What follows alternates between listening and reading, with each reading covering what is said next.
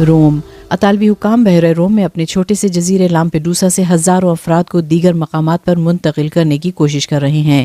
یہ اقدام حالیہ دنوں میں کشتیوں کے ذریعے ریکارڈ تعداد میں تارکین وطن کی وہاں آمد کے بعد کیا جا رہا ہے۔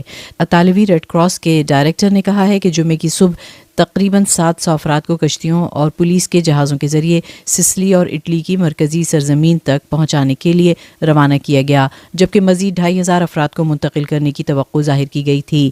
دریں اثنا ریڈ کراس نے کہا کہ اس جزیرے پر قائم تارکین وطن کے اندراج کے مرکز میں تقریباً 3800 افراد موجود تھے۔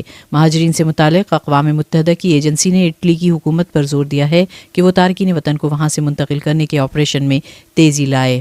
طرابلس ریڈ کراس کے مطابق لیبیا میں تباہ کن سیلاب کے بعد زندہ بچ جانے والوں کی تلاش کا کام انجام دینے والے ہنگامی کارکنوں کو اب بھی امید ہے کہ وہ بچ جانے والے مزید افراد کو تلاش کر لیں گے۔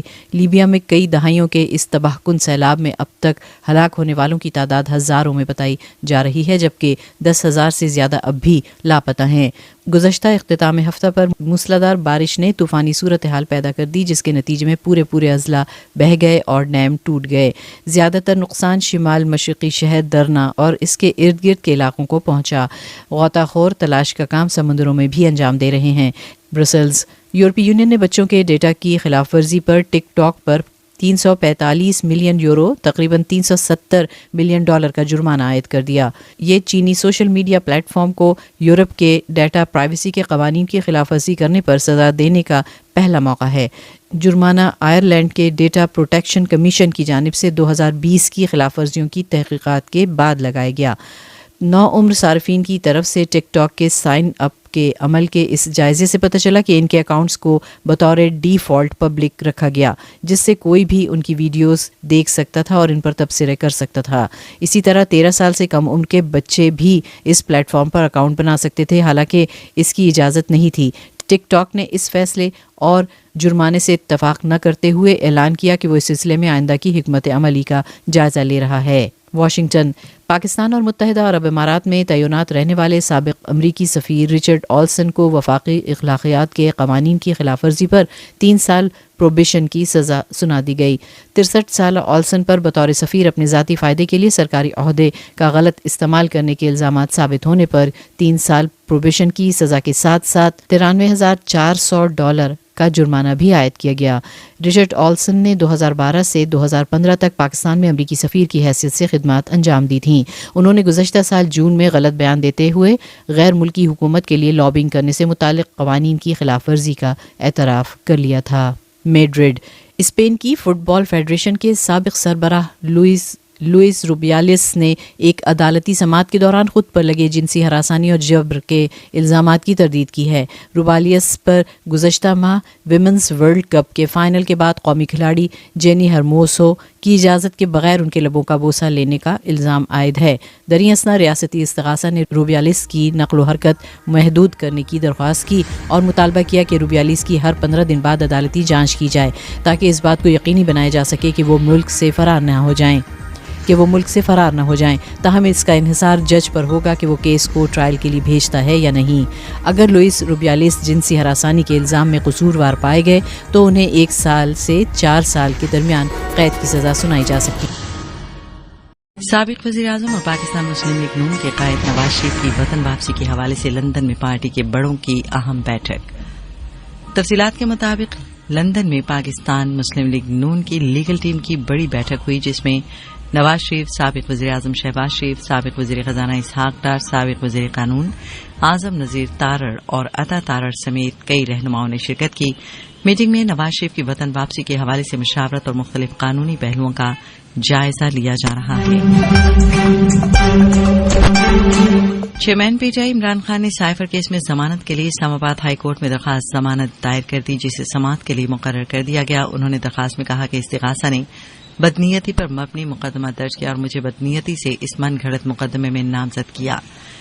14 ستمبر کو آفیشل سیکرٹ ایکٹ کی خصوصی عدالت نے بے ضابطگیوں استغاثہ کے متعدد تضادات کو مکمل طور پر نظر انداز کرتے ہوئے درخواست ضمانت مسترد کر دی۔ اسلام آباد ہائی کورٹ نے ان کی درخواست کو سماعت کے لیے مقرر کر دیا ہے۔ چیف جسٹس اسلام آباد ہائی کورٹ جسٹس فاروق پیر کو درخواست کی سماعت کریں گے. یاد رہے کہ آفیشل سیکرٹ ایکٹ کی خصوصی عدالت نے عمران خان کی درخواست ضمانت مسترد کر دی تھی. جج ابو الحسنات ذوالقرنین کی جانب سے تحریر کردہ فیصلے میں کہا گیا کہ جرم کے مرتکب ٹھہرے ہیں. نگراں وزیر اعظم انوار الحق نے کہا ہے کہ نگراں حکومت انتخابات میں التوا کے لیے کوئی جواز سامنے نہیں لائے گی. اپنے ایک انٹرویو کے دوران نگراں وزیر اعظم کا کہنا تھا کہ امن و امان سرحدی صورتحال کے باعث انتخابات میں تاخیر نہیں ہوگی. انتخابات عمل الیکشن کمیشن کا مینڈیٹ ہے. انوار الحق کاکڑ کا کہنا تھا کہ پاکستان کو مغربی اور مشرقی محاذ پر خطرات کا سامنا ضرور ہے. یقین ہے بیک وقت سرحدی خطرات پر بھی قابو پائیں گے. ان کا کہنا تھا کہ انتخابات سے متعلق قیاس آرائیاں ختم کرنا نگراں حکومت کا کام نہیں. انتخابات کا انعقاد آئینی طور پر الیکشن کمیشن کا کام ہے. پاکستان مسلم لیگ نون کے رہنما اور سابق وزیر اعظم شہباز شریف لندن سے 2 روز میں پاکستان کے لیے روانہ ہوں گے. شہباز شریف تقریباً 1 ماہ سے لندن میں قیام پذیر ہیں. انہوں نے نواز شریف کی وطن واپسی کے انتظامات کو حتمی شکل دے دی ہے اور تاریخ کا اعلان کیا. لندن میں قیام کے دوران شہباز شریف نے کمر درد کا علاج بھی کروایا. ڈاکٹر نے سابق وزیر اعظم شہباز شریف کے کینسر خاتمے کی رپورٹ بھی دی ہے.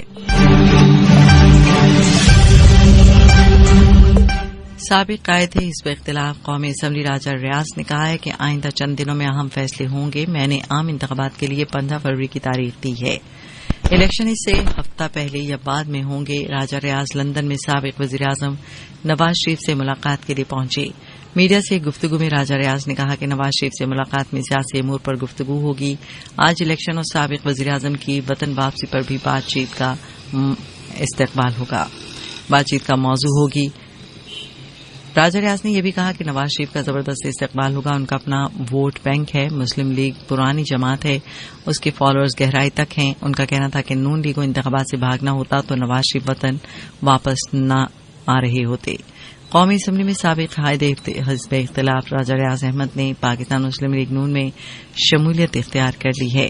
اس موقع پر سینیٹر اسحاق ڈار، میاں ناصر جنجوا، عطا اللہ تارڑ، ملک احمد خان، اعظم نذیر تارڑ اور امجد پرویز بھی موجود تھے.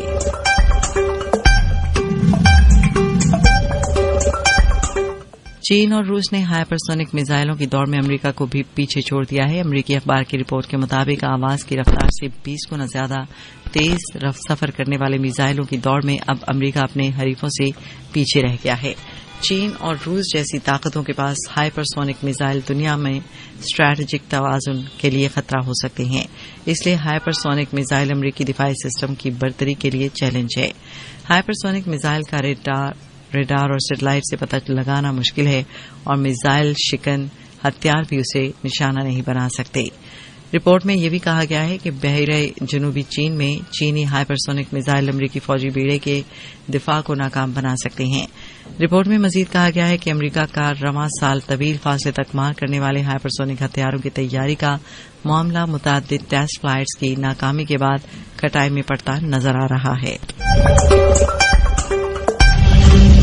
معاشی بدحالی نے اہم حکومتی ادارے کو کنگلا کر دیا. بل کی عدم ادائیگی کے باعث ہیلپ لائن نمبر ہی بند ہو گیا. تفصیلات کے مطابق آمد و رفت میں ریڑھ کی ہڈی سمجھا جانے والا سرکاری محکمہ ریلوے زبوں حالی کا شکار ہے.